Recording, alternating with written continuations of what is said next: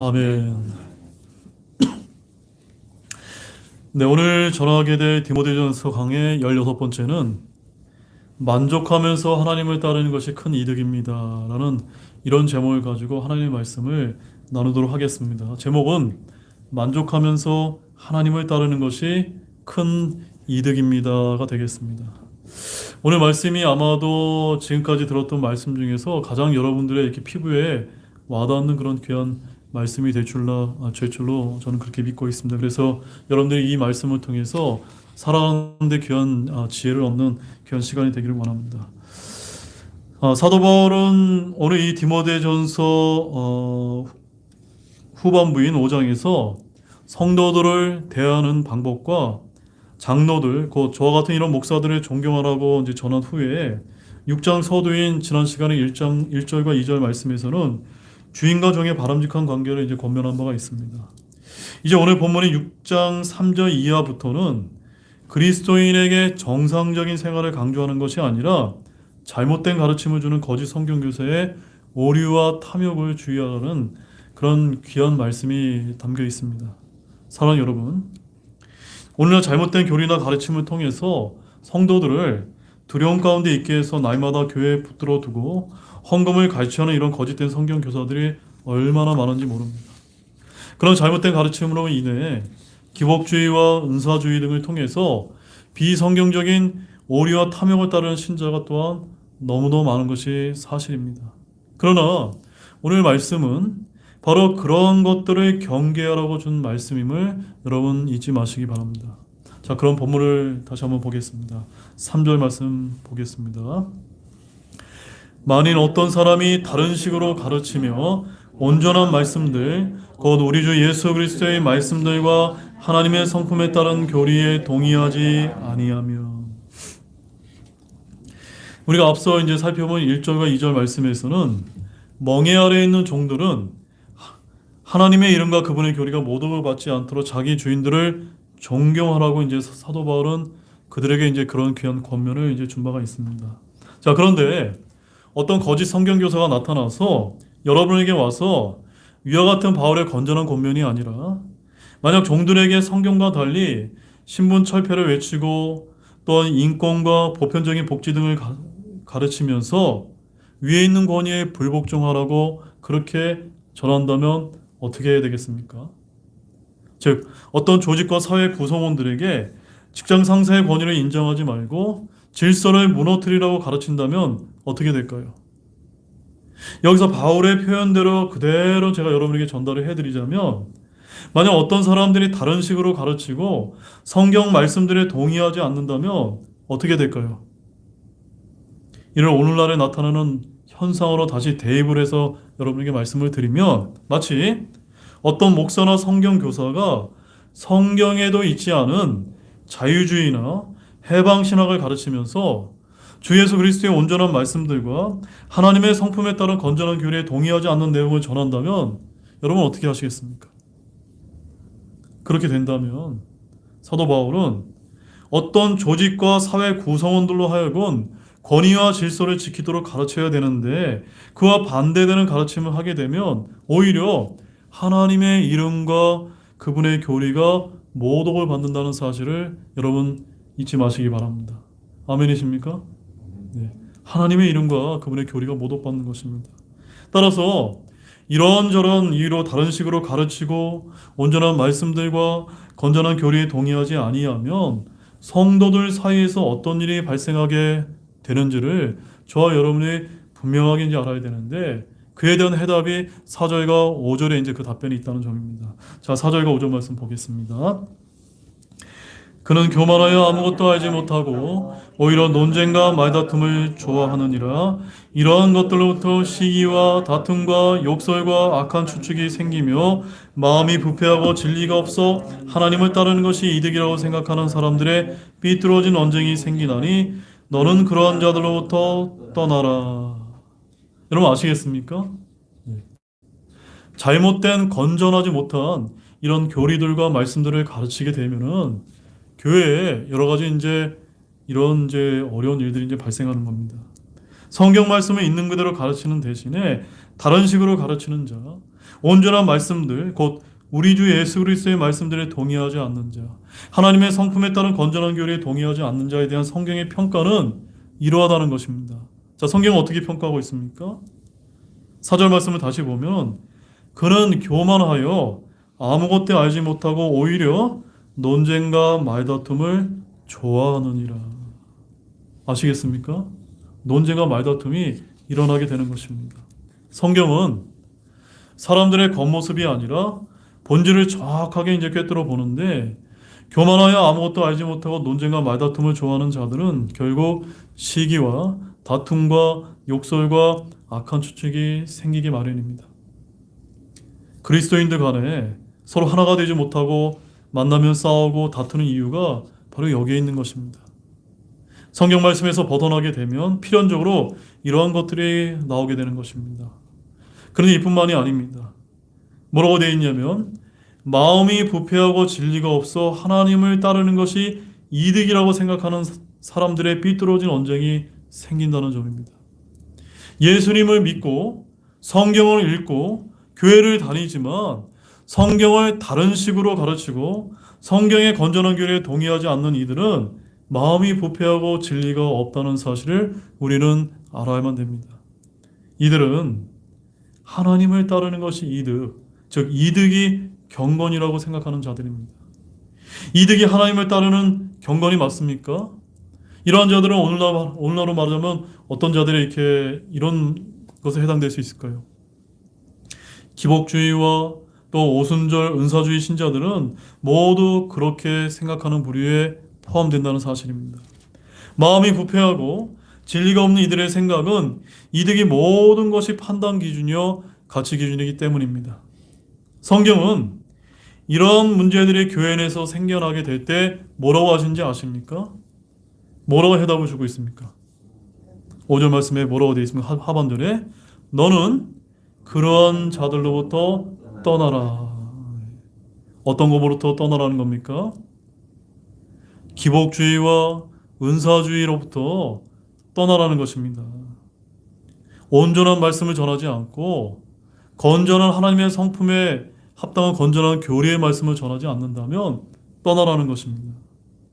성경 기록과 다른 식으로 가르치고 말씀들과 교리에 동의하지 않으면 우리는 그들을 설득하거나 타협해야 하는 것이 아니라 성경적인 분류를 해야 됩니다. 더구나 오늘날처럼 이렇게 우리 대한민국뿐만이 아니라 전 세계가 이렇게 왼쪽으로 이렇게 기울어져 있는 이런 상황 가운데서 오늘날 교회 내에서 이런 좌파성들이 얼마나 많은지 모릅니다. 여러분, 그리스도인들은 결코 우리는 이런 하나님의 왼쪽 가치를 추구할 수 없습니다. 그런 것을 가르치는 그런 교회와 목사가 있다면 떠나는 것이 여러분에게 지혜가 된다는 것을 아시기를 바랍니다. 이익을 경건이라고 생각하는 이들과는 완전히 분리를 해야 됩니다. 세상은 비성경적인 연합을 추구하지만 우리 그리스도인들은 성경적인 분리를 추구한다는 사실을 아시기 바랍니다. 이와 같이 성경의 진리는 역설의 진리입니다. 왜냐하면 성경과 세상은 정반대이기 때문입니다. 6절 말씀 보시겠습니다. 그러나 만족하면서 하나님을 따르는 것은 큰 이득이니. 우리 주님께서는 자신의 신실한 종들에게 달란트와 문화를 이제 주시면서 내가 올 때까지 장사하라라고 이렇게 말씀하신 바 있습니다. 여기서 장사의 목적은 이득을 남기는 것입니다. 그렇다면 우리 그리스도인들에게 남기라고 하는 이득은 무엇일까요? 무엇이겠습니까? 그것은 바로 영적인 유익, 즉 성경이 말씀하시는 이득이 바로 그것을 이제 가르치는 것입니다. 그런데 우리 그리스도인이 큰 이득을 얻는 방법은 어떻게 하는 것입니까? 만족해하면서 하나님을 따르는 것입니다. 한번 따라해 보십시오. 만족해하면서 하나님을 따르는 것이 큰 이득이다. 아멘이세요? 우리 이것을 갖다가 다른 말로 뭐라고 부르는지 아십니까? 그래서 우리가 다른 말로 자족이다라고 부른다. 자족한다. 스스로 모든 것이 넉넉하여 부족함이 없는 상태를 우리는 성경적인 자족 상태라고 이렇게 이제 부르는 것입니다. 자, 자족에 대해서 한번 말씀을 보겠습니다. 우리 고린도후서 9장 8절 말씀을 한번 찾아보시기 바랍니다.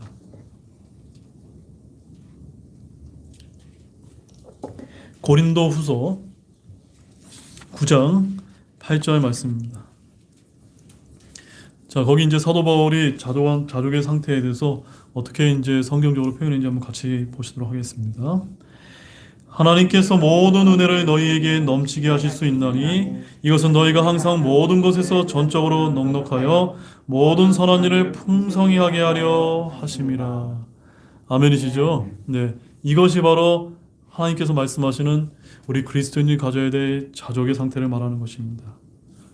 여러분, 우리 그리스도인들은 재산이 많든 아니면 재산이 적든 아니면 좋은 일이 있든 아니면 고난이 있든 자족하는 마음으로 만족하면서 하나님을 따르는 것이 큰 이득이라는 사실을 여러분을 믿으시기 바랍니다. 재산이 없다고 불평한다고, 고난이 있다고 우리가 낙심한다고 뭐 상황이 달라지는 것이 있습니까? 전혀 없습니다. 이것은 영적으로 전혀 유익이 되지 않는다는 말씀입니다. 그런데 우리 주변에서 믿음 생활을 하다 보면 불평하면서 낙심하면서 주님을 따르는 이들이 적지 않다는 점입니다. 성경은 그들이 아무런 유익을 얻지 못한다라고 그렇게 강조하고 있다는 사실을 아시기 바랍니다. 그러면 주님은 우리에게 뭐라고 말씀하실까요? 자, 데살로니가전서 5장 16절에서 18절 말씀 보시기 바랍니다. 데살로니가전서 5장 16절에서 18절 말씀입니다. 이 말씀이 아마 오늘 다루는 말씀 중에서 제가 볼 때 제일 중요한 말씀인 것 같습니다. 같이 보시겠습니다. 항상 기뻐하라, 쉬지 말고 기도하라, 모든 일에 감사를 드리라. 이것이 그리스도 예수님 안에서 너희에 대한 하나님의 뜻이니라. 우리 대한민국에 있는 한국교회 성도들이 이 말씀을 오해해서 기도하면서 하나님, 저게 하나님의 뜻을 보여주십시오라고 이렇게 기도하는 성도들이 얼마나 많은지 모릅니다. 하나님께서는 하나님의 뜻을 저와 여러분이 다 보여주셨습니까? 안 보여주셨습니까? 너무나 분명하게 보여주셨습니다. 항상 기뻐하고 쉬지 말고 기도하고 모든 일에 감사를 드리는 것이 그것이 하나님의 뜻입니다. 근데 우리는 하나님께서 나를 향하신 구체적인 어떤 계획을 보여달라고 우리 그렇게 기도할 때가 많이 있는데 이미 하나님께서 우리에게 하나님의 뜻을 보여주셨다는 것을 아시기 바랍니다. 여러분 하나님의 뜻을 알고 싶습니까? 아니면 추구하고 싶습니까? 그것은 다른 데 있는 것이 아닙니다. 항상 기뻐하고 모든 일에 감사를 드리기 바랍니다.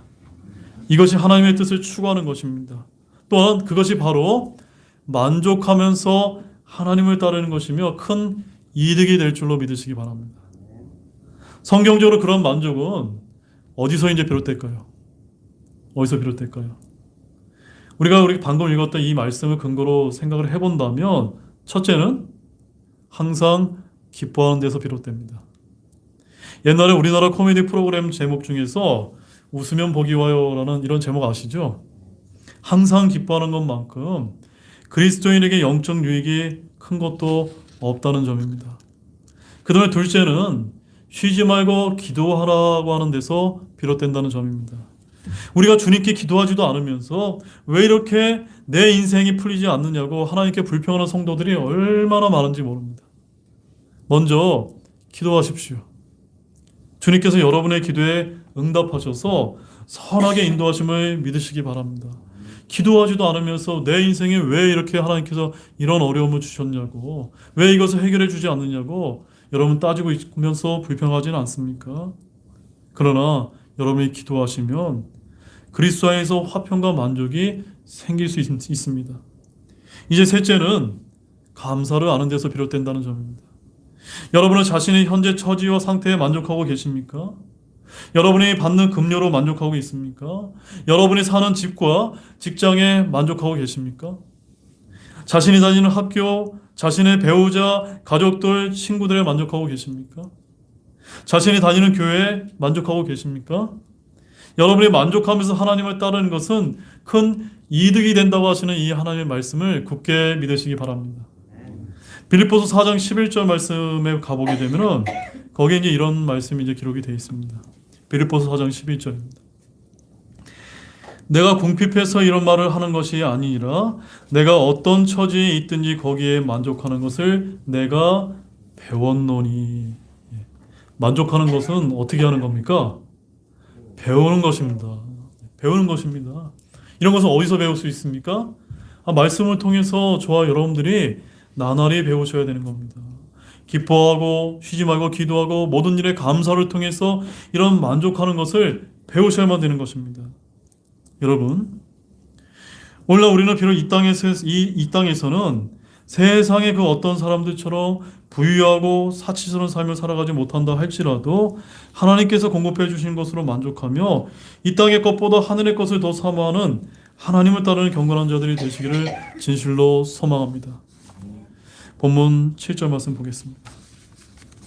자, 본문 7절에는 뭐라고 말씀하실까요? 같이 보겠습니다. 이는 우리가 이 세상에 아무것도 가지고 오지 아니하였으므로 아무것도 가지고 갈 수 없음이 확실하기 때문이라. 우리 그리스도인들이 이것을 잘 알아야만 됩니다. 이 말씀은 오늘날 세상 사람들도 아는 그런 진리의 지식입니다. 이런 하나님의 말씀은 사람들에게서 멀리 있는 것이 아니라 그들의 입술에 있다는 점입니다. 우리가 이제 이런 말씀을 들은 적이 있죠. 공술의 공수고. 이 공술의 공수고라는 말이 있는데 이것은 다른 종교나 철학에서 이제 하는 이야기처럼 우리가 알기가 쉽지만 사실은 이러한 얘기는 사실 성경이 말씀하시는 진리라는 것을 기억하시기 바랍니다. 이 세상에는 수많은 성경의 진리들이 사람들의 입술에서 읊어주고 있다는 점입니다. 자, 욥기서 1장 21절 말씀 한번 보시기 바랍니다. 욥기서 1장 21절입니다.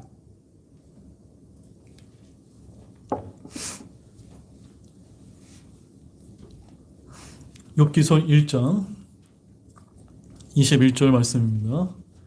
다 같이 읽으셨으면 찾으셨으면 같이 읽어보겠습니다. 이르되 내가 내 어머니의 태에서 벌거벗고 나왔으니 벌거벗은 채 그리로 돌아가리라. 주께서 주셨고 주께서 가져가셨으니 주의 이름이 찬송을 받으시기를 원하노라 하고. 참으로 멋진 말이 아닙니까? 벌거벗고 나왔으니 벌거벗은 채로 그리로 돌아가리라. 진리이지 않습니까? 주님께서 주셨고 주께서 가져가셨으니 우리는 벌거벗은 채로 와서 벌거벗은 채로 들어가는 것입니다. 태어날 때 사람마다 주어지는 것은 모두 다 다르지만 부자나 가난한 자나 태어날 때 아무것도 가지고 오지 않았기 때문에 갈 때는 또한 아무것도 가져가지 못한다는 점입니다. 죽을 때 아무것도 가지고 가지 못한다는 것과 같다는 말씀입니다. 또한 전도서 5장 15절 말씀에서 솔로몬은 이렇게 이제 이야기한 적이 있습니다. 그가 자기 어머니의 태에서 나왔을 때처럼 온 그대로 벌거벗은 채 돌아가며 자기 수고의 산물 중에서 아무것도 손에 들고 가지 못하리니라고 동일한 말씀을 이제 한 바가 있고, 또한 시편 말씀에 가보게 되면은 시편 기자는 또 이렇게 이야기했습니다. 이는 그가 죽을 때 아무것도 가져가지 못하며 그의 영광이 그를 따라 내려가지 못할 것이기 때문이라고 했는데 모두 동일한 이제 맥락의 말씀인 것입니다. 다시 이제 본문 8절 말씀을 보시겠습니다. 같이 읽겠습니다. 먹을 것과 입을 것이 있으면 우리가 그것으로 만족할 것이니라. 여러분 어떻습니까? 먹을 것과 입을 것이 있으면 여러분은 만족이 있으십니까? 그전에는 그렇게 하지 못했다면 우리가 이제 예수님 믿고 구원 받았다면 이것을 이제 배우셔야만 됩니다. 만족하면서 하나님을 따르는 것이 그냥 이득이 아니라 큰 이득이 되기 때문입니다.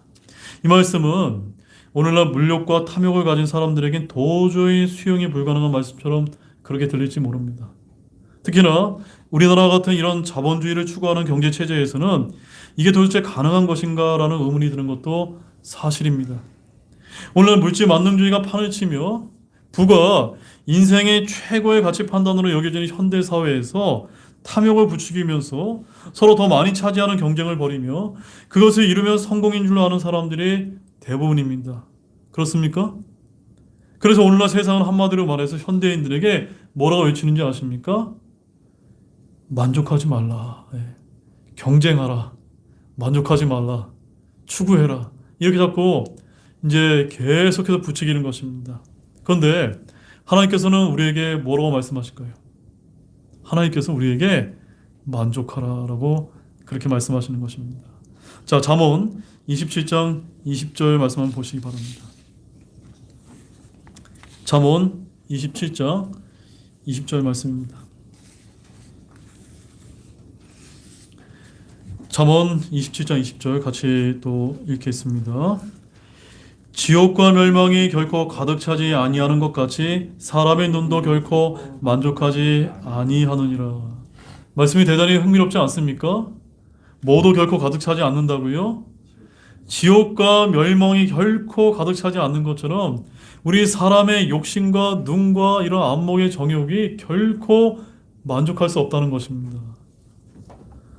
정말 대단히 아주 놀라운 그런 말씀이지 않을 수가 없습니다. 전도서 1장 8절 말씀도 한번 보십시오. 전도서 1장 8절 말씀에 가보게 되면 또 이제 이런 또 귀한 말씀이 있습니다. 같이 보겠습니다. 모든 것이 수고로 가득하여 사람이 그것을 말할 수 없나니 눈은 보는 것으로 만족하지 아니하고 귀는 듣는 것으로 채워지지 아니하느니라. 아멘이시죠? 정말로 이 말씀이 진리가 아닐 수가 없습니다. 전도서 5장 10절 말씀도 보십시오. 전도서 5장 10절 말씀입니다. 거기도 전도서 기자가 이렇게 얘기합니다. 은을 사랑하는 자는 은으로 만족하지 못하며 풍요를 사랑하는 자도 소득의 증대로 만족하지 못하리니 이것도 헛되도다. 수천 년 전에 이 솔로몬의 이런 귀한 지혜의 말씀에 의하면은 은을 가지고 있어도 금을 가지고 있어도 재산이 아무리 많다 하더라도 결코 만족하지 못하는 것이 바로 인간의 본성이라고 이제 이야기하는 것입니다. 제가 예전에 이제 우리나라에서 이제 해군에서 제일 높으신 이제 3스타의 이런 수행 부관을 하면서 그분이 이제 참모총장까지 될 때까지 제가 이제 모신 적이 있습니다. 그런데 제가 군 생활하면서 이런 것을 봤습니다. 야, 제가 이제 한참 계급이 낮았을 때는 별을 하나 달고 두 개 달고 그러면 얼마나 좋을까라고 이렇게 이제 생각을 했는데 별을 하나 달면은 하나 더 달고 싶어서 이제 욕심을 부리고 두 개 달면 세 개 달고 세 개 달면 네 개 달기 위해서 그렇게 싸우는 것을 제가 이제 부관을 하면서 본 적이 있습니다. 그래서 이제 참모총장 되기 위해서 경쟁자가 한 두세 명이 있었는데 얼마나 싸우는지 여당과 야당에다가 이렇게 이제 국회의원들의 이렇게 연판장을 돌리시더라고요. 그래서 제가 이제 모시고 이제 가는 그분은 이제 국회 이제 찾아다니면서 자기 자신 이제 소명하고 막 이런 정말 보이지 않는 이런 여러 가지 이제 일들을 보면서 야, 내가 봤을 때는 세 개 달았으면 그만 다셔도 될 것 같은데 그거 하나 더 사시려고 그렇게 이제 욕심을 부리시더라고요. 그것이 우리 인간의 이제 본성이라는 것입니다. 사람의 마음은 사람이 다스리고 지배해야 될 어떤 것들을 소유한다고 해서 결코 채워주지 않는다는 사실입니다. 이것이 하나님께서 우리에게 알려주는 분명한 진리인 것입니다. 그래서 성경은 우리에게 뭐라고 말씀하시냐면 만족해야 하면서 하나님을 따르는 것이 큰 이득이 된다고 말씀하신 것입니다. 누가복음 12장 15절 말씀에서 예수님께서 우리에게 이런 말씀을 하셨습니다. 그들에게 이르시되 탐욕을 주의하고 조심하라. 사람의 생명이 그가 소유한 것들의 풍성함에 있지 아니하느니라 하시느니라. 우리 주님께서는 저와 여러분들이 탐욕을 주의하고 조심하라라고 말씀하셨습니다. 즉 만족해야 하라는 것입니다. 또 히브리서 13장 5절 말씀에서는 주님께서 또 이렇게 말씀하십니다. 너의 행실을 탐욕이 없게 하고 너희가 가진 것들로 만족하라. 그분께서 이르시되 내가 결코 너를 떠나지 아니하고 너를 버리지 아니하리라 하셨느니라. 재물이 많은 자이든 적은 자이든 우리 믿는 그리스도인들은 가진 것들로 만족할 줄 아는 그런 성경적인 믿음을 가져야만 됩니다. 왜냐하면 주님께서 여러분들과 함께 하시고 여러분들을 버리지 않으실 것이기 때문입니다. 자, 본문 9절 말씀 보십시오. 같이 보겠습니다. 그러나 부유하게 되려 한 자들은 사람들의 파멸과 멸망에 빠지게 하는 시험과 올무와 여러 가지 어리석고 해로운 욕심에 떨어지나니. 자, 이제 부유하게 되려 한 자들에 대한 경고의 말씀이 나옵니다. 오늘날 현대인들이 들으며 코웃음 칠 만한 그런 말씀이 아닐 수가 없습니다. 그런데 바로 앞에 8절 말씀을 염두에 둔다면 여기서 부유하게 되려는 자들이라 그저 먹을 것과 입을 것이 있음에도 불구하고 그 이상의 것을 탐하는 자들을 가리키는 말씀입니다. 이러한 점에서 본다면 부유하게 되고자 한다는 것은 단지 재물만을 탐하는 것이 아니라 권력과 명예와 쾌락 등 탐욕의 대상이 되는 모든 것에 대한 것이라고 볼 수가 있습니다. 그래서 전도서 5장 19절 말씀 한번 보시기 바랍니다. 전도서 5장 19절 말씀에 가보게 되면은 거기에 이제 이런 말씀이 기록되어 있습니다. 전도서 5장 19절 말씀에 아주 흥미로운 말씀이 있는데요. 같이 보겠습니다. 하나님께서 또한 각 사람에게 부와 재물을 주셨고 또 그것을 먹고 자기 몫을 취하며 자기 수고의 산물을 기뻐할 능력을 그에게 주셨나니 이것은 하나님의 선물이니라. 사랑하는 여러분, 여러분에게 재물이 많이 있습니까? 아니면 여러분에게 어떤 기술이 있으십니까? 아니면 여러분에게 어떤 직급이 있습니까? 누가 주신 것입니까? 하나님이 주신 것입니다. 사랑하는 여러분, 사실 부자가 되는 것은 반드시 죄는 아닙니다. 주님은 각 사람에게 부와 재물을 주시기도 하고 그것을 먹고 그의 몫을 취하며 그의 수고한 것을 기뻐할 능력을 주셨다는 사실입니다. 그래서 어떤 사람은 하나님께서 부와 재물과 명예를 받습니다. 그래서 전도서 6장 2절 앞부분에 가보게 되면 거기 또 이런 말씀이 기록되어 있습니다. 어떤 사람은 하나님께서 부와 재물과 명예를 주셨으므로. 여러분, 이 말씀을 하나님께서 모든 사람에게 하나님께서 부와 재물과 명예를 주셨나니라는 이런 말씀으로 우리는 받기를 원하시죠? 근데 하나님 뭐라고 말씀하십니까? 모든 사람이 아니라 어떤 사람이라는 점입니다. 다 주면 좋죠. 근데 하나님께서는 하나님의 섭리에 따라 하나님의 계획에 따라 어떤 사람에게는 주시기도 하고 어떤 사람에게는 주시지 않는다는 점입니다. 주님은 각 사람에게 재물을 얻을 능력을 주시기도 하셨습니다. 또한 역대상 29장 12절 말씀을 보면 다윗은 재물과 명예가 다 주에게서 나온다고 말한 바가 있습니다. 따라서 이러한 말씀으로 보건대 부와 재물은 주어져야 되는 것입니다. 아멘이십니까? 부와 재물은 주어져야 되는 것이 여러분들이 노력한다고 되는 것이 아닙니다. 그래서 주님은 우리에게 뭐라고 말씀을 하신 것입니까? 너희가 가진 것들로 만족하라라고 이렇게 말씀하신 것입니다. 따라서 누구나 부유하게 되고자 하는 자는 9절 말씀에 보면 뭐라고 기록되어 있습니까? 사람들을 파멸과 멸망에 빠지게 하는 시험과 얼무와 여러 가지 어리석고 해로운 욕심에 떨어지나니와 같이 그렇게 되고 마는 것입니다. 여기에는 예외가 없습니다. 성경은 잠언 23장 4절 말씀에 가보게 되면 이런 말씀이 기록되어 있습니다. 한번 잘 들어보십시오. 잠언 23장 4절에서 부자가 되려고 수고하지 말고 너 자신의 지혜 사용하기를 그치라 라고 되어 있습니다. 뭐 하는 것을 위해서 그치라고요? 부자 되는데 여러분의 지혜를 사용하는 것을 제발 그쳐라 라고 말씀하고 계십니다. 그렇게 경고하고 계십니다. 부자가 되기 위해서 일하지 말고 선을 행하기 위해서 궁핍한 자를 돕기 위해서 일하시기 바랍니다. 또 하나님의 영광을 위해서 일하시기를 바랍니다. 그렇게 일하는 사람은 재물이 불어나도 결코 파멸과 멸망에 빠지게 하는 시험과 올무와 어리석고 해로운 욕심에 결코 빠지지 않는 것입니다. 잠언 28장 20절 말씀도 한번 찾아보시기 바랍니다. 잠언 28장 20절입니다. 자, 거기 뭐라고 이제 기록되어 있을까요? 같이 보겠습니다. 신실한 자는 복이 넘칠 것이나 속히 부자가 되려 하는 자는 무죄하지 아니하리라. 예. 부자가 되는 것은 죄가 아닙니다. 근데 어떻게 하면 죄가 될 수 있죠? 속히 부자가 되려고 하면은 이제 죄가 될 수 있다는 사실입니다. 또 잠언 28장 22절 말씀 보십시오. 같이 읽겠습니다. 급히 부자가 되려 하는 자는 악한 눈을 가졌으므로 궁핍이 자기 위에 임한 줄 깊이 생각하지 아니하느니라. 아시겠습니까, 여러분? 속히 부자가 되려 하지 마시기 바랍니다. 급히 부자가 되려 하지 마시기 바랍니다. 이것은 오늘날로 말하자면 로또 당첨과 같이 한 방의 인생 역전, 대박을 꿈꾸는 사람들은 결코 무죄하지 않다는 사실을 이제 알려주는 지혜의 말씀이 아닐 수가 없습니다. 자, 이제 마지막 본문 10절 말씀 보시기 바랍니다.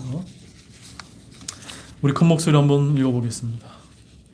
이는 돈을 사랑함이 모든 악의 뿌리이기 때문이라. 어떤 자들이 돈을 탐내다가 믿음에서 떠나 잘못을 범하고 많은 고통으로 자기를 찔러 꿰뚫었도다.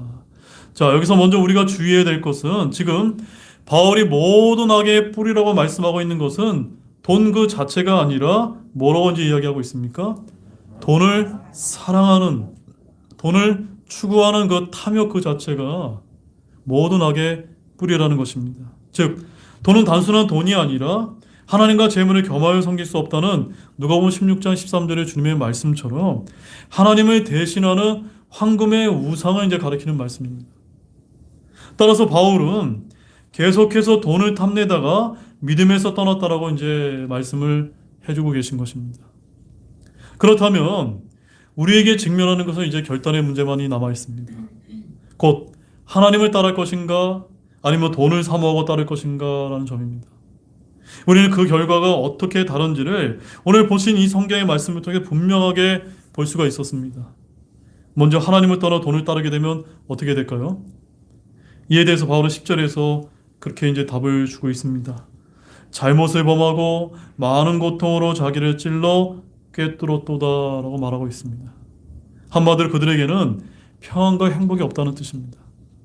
그리고 이는 너무나도 당연한 일이 아닐 수가 없습니다. 왜냐하면 필요 이상의 것을 만족하지 못하고 마음에서부터 추구하게 되면은 그것 자체가 갈증이요 고통인데, 이를 채우려고 추구하는 것은 돈이 마치 바닷물과 같아서 마시면 마실수록 더 목이 마르게 될 것이라는 점과 같은 이치라는 사실입니다. 돈 자체가 악은 아닙니다. 그러나 돈을 사랑하는 것이 모든 악의 뿌리인 것입니다. 수많은 사람들이 돈을 사랑하고 탐내다가 잘못하고 고통으로 자기를 찔렀다는 점입니다. 그래서 성경을 보게 되면 수많은 예가 있습니다. 아간이 있습니다. 또한 게하시를 보시기 바랍니다. 또한 발람을 보시기 바랍니다. 또한 가룟 유다를 보시기 바랍니다.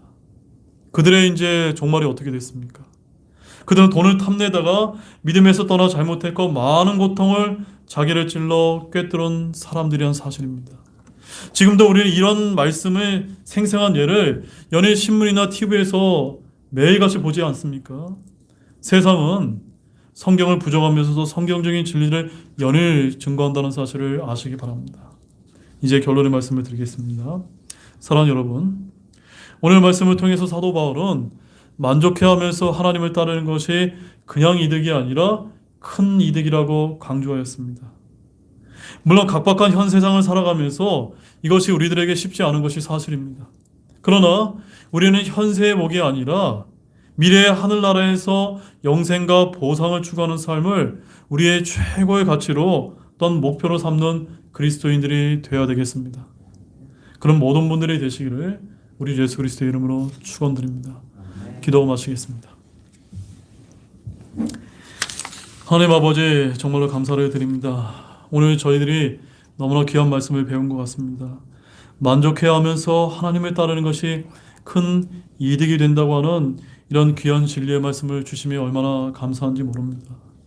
이것이 정말 하나님께서 우리에게 주시는 지혜의 말씀이요 진리임에도 불구하고, 정말 우리가 구원받고 하나님의 자녀가 되었음에도 불구하고 때때로 우리가 만족해하지 못해서 불평하고 또한 감사할 줄 모르고 또 기도할 줄 모르고 또 기뻐할 줄 모르고 살아갈 때가 얼마나 많은지 모릅니다. 주님, 오늘 사도 바울을 통해서 주신 이 귀한 진리의 말씀처럼 만족하면서 하나님을 따르는 그리스도인이 될 수 있도록 도와주시기를 원합니다.